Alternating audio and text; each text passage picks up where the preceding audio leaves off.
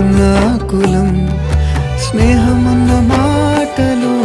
ముచ్చటైన ముకురం అందమైన జీవితం పంచుకున్న దోస్తులం బాధలెన్ని చేరినా బెదిరిపోని మిత్రులం